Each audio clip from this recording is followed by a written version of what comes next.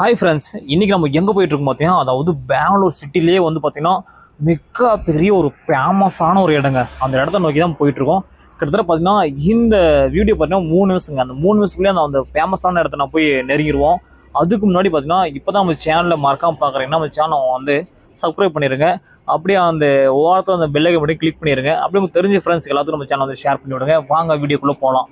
இப்போ நம்ம எதை நோக்கி போயிட்டு இருக்கோம் பார்த்தீங்கன்னா, அதாவது மிக பெரிய ஒரு பெங்களூர் சிட்டிக்குள்ள ஒரு ஒண்டர்லா. அந்த ஒண்டர்லா பார்த்தீங்கன்னு வச்சுக்கோங்களேன், சரியான இடங்க. பார்த்தீங்கன்னா அந்த நீர்வீழ்ச்சி, அந்த ஃபால்ஸ் நிறைய எக்கச்சக்கமான அப்படி விளையாடுறதுக்கு, சிறுவரும் விளையாடுறதுக்கும் சரி, அந்த பெரியவங்க விளையாடுறதுக்கும் சரி, அந்த இடம் செம்மையாக இருக்குன்னு சொன்னாங்க. பார்த்தீங்கன்னா அந்த டிக்கெட் பார்த்தீங்கன்னா பெரியவங்களுக்கு பார்த்தீங்கன்னா 1500 சின்னவங்களுக்கும் பார்த்தீங்கன்னா 500.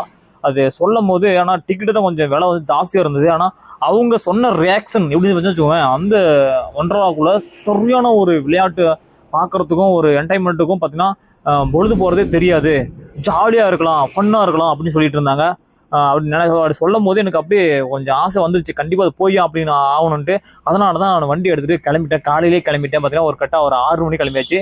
ஏன்னா 6 மணிக்கு கொஞ்சம் லேட்டாக போனோம்னா, ஒரு 11 மணிக்கு போனால் நிறைய டிராஃபிக் ஜாம் ஆயிரும். அப்போ மூவ் பண்ணுறதுக்கு கொஞ்சம் கஷ்டமாயிரும். அதனால தான் 6 மணிக்கு கிளம்பியாச்சு. அதனால அதுக்கு முன்னாடி பார்த்தீங்கன்னா எக்கச்சக்கமான வண்டிங்க. பார்த்தீங்கன்னா அந்த 6 மணிக்கு பார்த்தீங்கன்னா இந்த பெங்களூர் சிட்டில வந்து நிறைய வண்டி கம்பெனி, அதாவது கம்பெனி வந்து டொயோட்டா வண்டி நிறைய வண்டி பாஸ் ஆகிட்டு இருந்து நீங்கள் நிறைய வண்டி சொல்கிறேன்னா ரோட்டில் பார்த்துருப்பீங்க. அந்த வண்டிலாம் மூவ் ஆகி பார்த்துருப்பீங்க. அந்த பஸ் வருங்க டிஃப்ரெண்ட்டாக இருக்குது. அது மட்டும் இல்லாமல் பார்த்தீங்கன்னா இந்த கிலோமீட்டர்லாம் பார்க்கும்போது நான் ட்ராவல் பண்ணும்போது 6 மணிக்குள்ளே ட்ராவல் பண்ணும்போது செம்மையாக இருந்தது. அப்படியே பெங்களூர் சிட்டிக்குள்ளேயும் அப்படி சொல்கிறதுனா ஒரு சின்ன ஒரு வில்லேஜ். அந்த காலையில் இருந்துச்சு பார்த்தீங்கன்னா அப்படி அந்த மூவ்மெண்ட் எப்படி இருந்துச்சுன்னா அந்த மொமெண்டம் வருமா அப்படின்னா அதே மாதிரி இருந்தது. ஆனால் என்னை பொறுத்த வரைக்கும் என்ன இருந்தாலும் சரிங்க, ஆனால் வில்லேஜ் மாதிரி கண்டிப்பாக வராது. ஏன்னா நிறைய இயற்கை வளங்கள், நிறைய மரம், காற்று, அந்த மாதிரிலாம் கொஞ்சம் இயற்கை கிடைக்கும். ஆனால் பட் டவுன் சிட்டியை பொறுத்த வரைக்கும் அது கொஞ்சம் நேச்சுரலாக வந்து எதிர்பார்க்க முடியாது. அதாவது நேச்சுரலை பற்றி எதிர்பார்க்க முடியாது.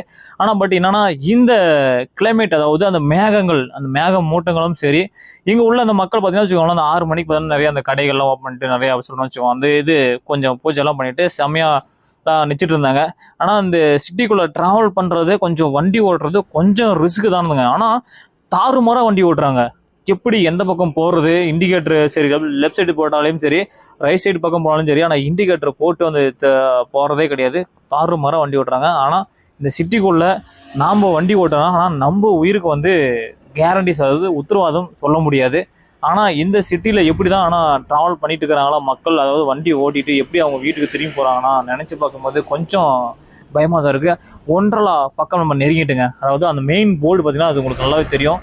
பார்த்தீங்கன்னா இந்த ரோடுலாம் பார்த்தீங்கன்னா கீழே, அதாவது லெஃப்ட் சைடு ரைட் சைடு பார்த்தீங்கன்னா கீழே ஒரு பள்ளம் மாதிரி சுரங்கப்பாதை மாதிரி ரோடு போட்டிருக்காங்க. ஆனால் வேலைலாம் இருந்தது, அட்டகாசமாக இருந்தது.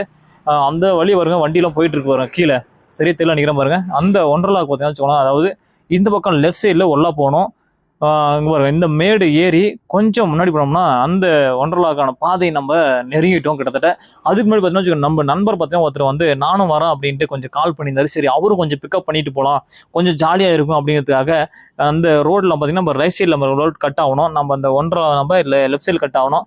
ஆனால் நம்ம போய் அவர் பிக்கப் பண்ணிட்டு தான் நம்ம கிளம்பி ஆகணும் கொஞ்சம். ஏன்னா நம்ம கொஞ்சம் நேரத்துலேயே போகிறது கொஞ்சம் நல்லதுன்னு நினைக்கிறேன். ஏன்னா வச்சு நிறைய டிராஃபிக் ஜாம் ஆச்சுன்னா வச்சுக்கோங்க, அப்புறம் கிட்டத்தட்ட 2-3 ஹவர் ஆயிரும். ஆனால் இந்த ஒன்றரை போகிற வழி பார்த்தீங்கன்னா இதாங்க லெஃப்ட் சைடு பாருங்கள்.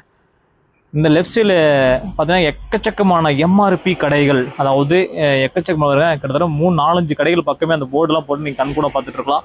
ஆனால் நம்ம எப்படி சொல்லணும்னு வச்சுக்கோங்க, நம்ம ஏரியா பார்த்தீங்கன்னா டாஸ்மாக் சொல்லலாம், எங்கே எம்ஆர்பி. நம்ம ஃப்ரெண்ட்ஸை கூட்டு வந்து நம்ம கிளம்பியாச்சு. அதாவது அந்த ரோட்டில் வந்து சொல்கிறது ஒன் வே வீட்டில் ரோடு கிளம்பியாச்சு. ஆனால் கொஞ்சம் பயந்துட்டு தான் போயிட்டு இருந்தேன். ஆனால் வண்டி கொஞ்சம் ஸ்லோ தான் ஓடிட்டு இருந்தேன். ஆனால் இங்கே டூவில் பார்த்தீங்கன்னா எக்கச்சக்கமான ஒருத்தர் பார்த்தீங்கன்னா சரியான ஸ்பீடு, பயங்கர ஸ்பீடு, அந்த அளவுக்கு ஸ்பீடு வண்டி ஓட்டிட்டு போகிறாங்க. ஆனால் எப்படி தான் ஓட்டுறாங்களோ தெரில.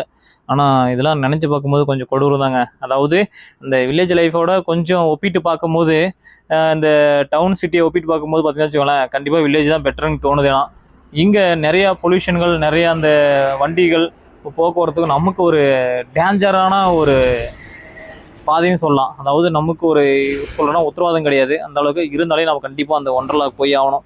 இங்கே எப்படிலாம் இருக்குது அப்படிங்கிறது ஒரு கற்பனையாக இருக்குது.